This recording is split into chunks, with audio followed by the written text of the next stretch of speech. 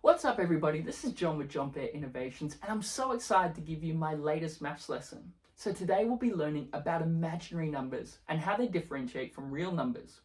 I'll also show you how you can use imaginary numbers to solve what would be otherwise an unsolvable problem.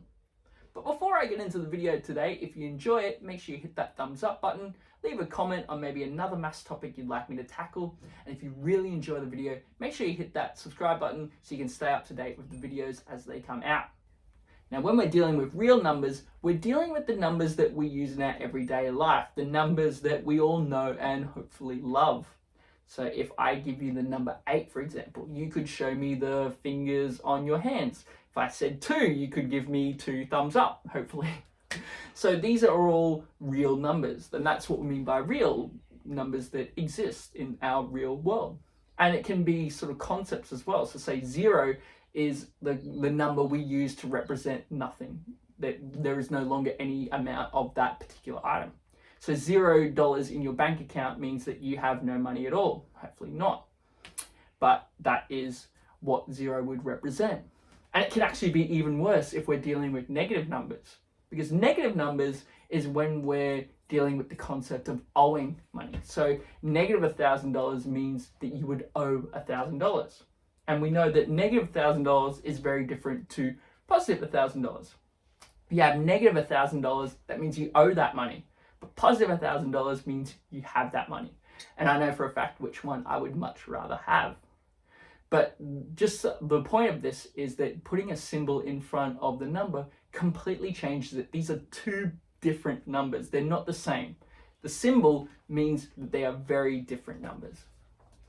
So when we're dealing with imaginary numbers, we're dealing with more of a meta concept that we use to solve problems that would be otherwise unsolvable. So this is imaginary. These aren't numbers that exist in our real world. These are, as I said, concepts that we use to solve mathematical equations.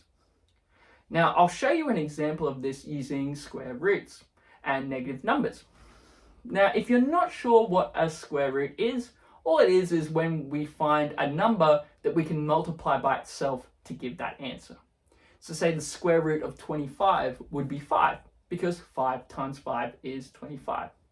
The square root of 36 would be 6, because 6 times 6 gives you 36. So that's what a square root is. And the other item that we have to deal with is negative numbers. So when we're multiplying by negative numbers, it can really change our answer, as we can see next to me. So I've got 4 sums here that give completely different answers depending on how many negatives we have in the sum in the problem. So we've got the first one, which is positive 3 times positive 2, which gives us positive 6. And that's the normal one. That's the one we use in our everyday life.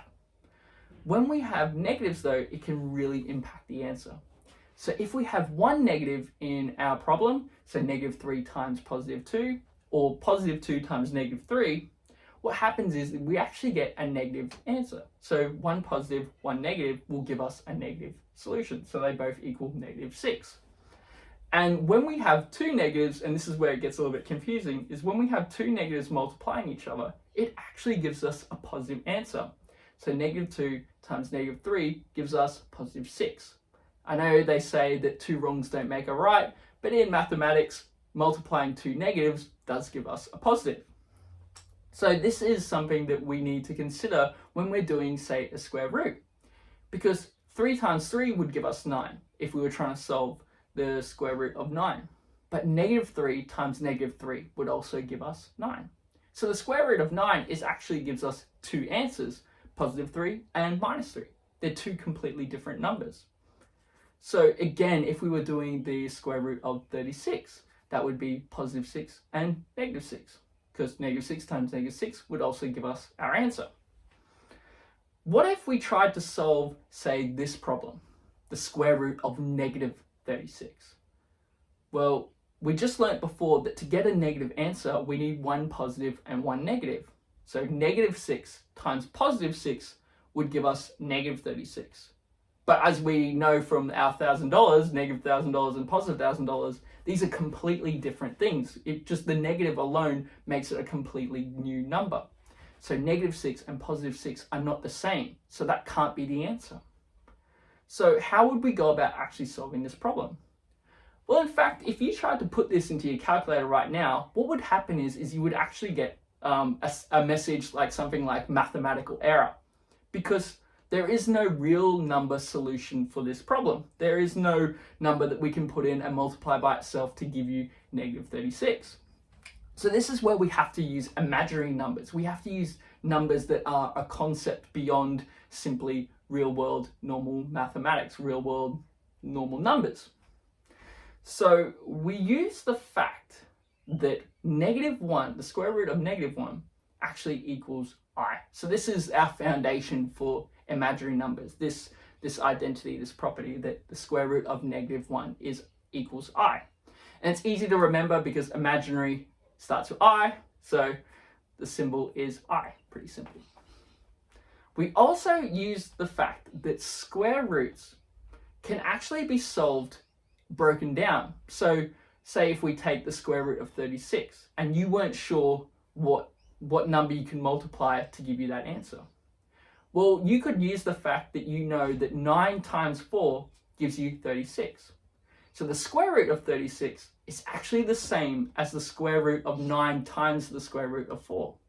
Square root of 9 equals 3, square root of 4 equals 2, so 3 times 2 gives you 6. It's the exact same answer. So you can break it down like that. And this is what we actually do when we're dealing with our negative square root. So say, for example, the square root of -36. We need to get rid of that negative part.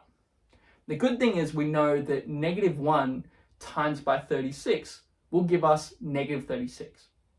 So we can actually use this to separate the negative from our 36.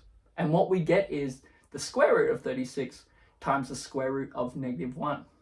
And we learned earlier from our identity that the square root of -1 actually is I. So now the square root -1 turns into an I. And we know that the square root of 36 is 6. So now we've got 6 times I, which gives us 6I. So that's our answer. This is our imaginary number, 6I. This is what would give us the solution for a square root of -36.